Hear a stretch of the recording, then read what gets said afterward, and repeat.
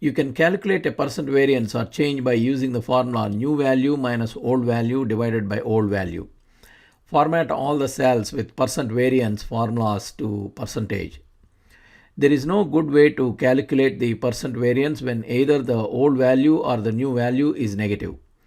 If in year 2018 there is a net loss of $1,000 negative value in cell A3, and at the end of 2019 a profit of $500 in cell B3, if we use the variance formula equal to B3 minus A3 divided by A3, we get a percent variance of minus 150%. The percent variance is minus 150% when clearly there is a profit. One common way to calculate percent change with negative numbers is to make the denominator in the formula positive. The fix is to use the absolute function to negate the negative value. The formula in the cell C3 and D3 shows the different results you get when using the standard percent variance formula and the improved percent variance formula.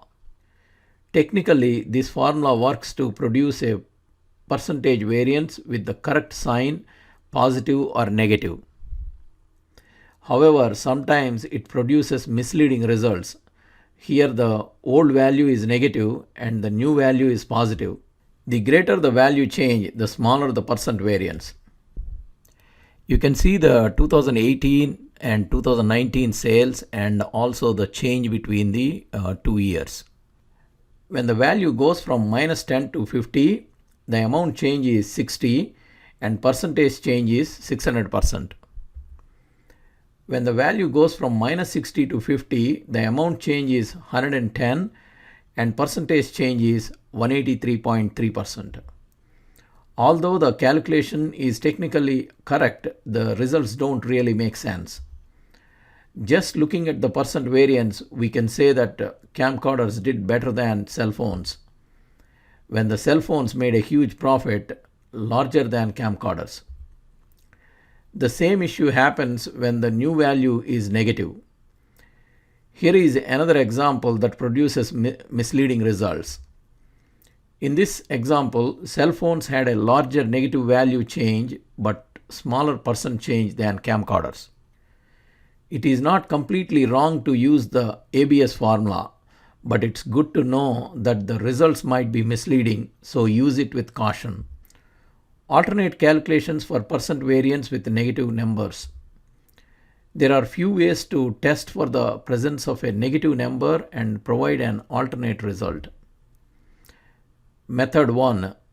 No result for negatives. The first thing we can do is check if either number is negative and then display some text to tell the reader a percent variance calculation could not be made. This can be done using the formula using an if function and min function. The logical test of the if function minimum of B2 C2 less than or equal to 0 finds the minimum of the two values and tests if the value is less than or equal to 0. If the result is true, then a negative value or 0 exists. In this case, we can display some text to tell the reader no, the percent variance could not be calculated. If the result is false, then the percent variance formula is used to return the percentage change on the two positive numbers. This formula also handles the divide by 0. If any of the value is negative, hyphen hyphen is displayed. Percent variance is calculated only if both the values are positive. Second method. Show if the change is positive P or negative N when either value is negative. The following formula tests if either number is negative and displays a P for positive change and N for negative change. Displays percent variance if both the numbers are positive. Start with the same logical test to determine if a negative value exists using the min function. A second if function is then used to determine if the change from old value to new value is positive or negative. This if statement returns a P for a positive change and an N for a negative change. If both numbers are positive, then the percentage variance formula is used to display the result. If you like this video, please subscribe to our channel.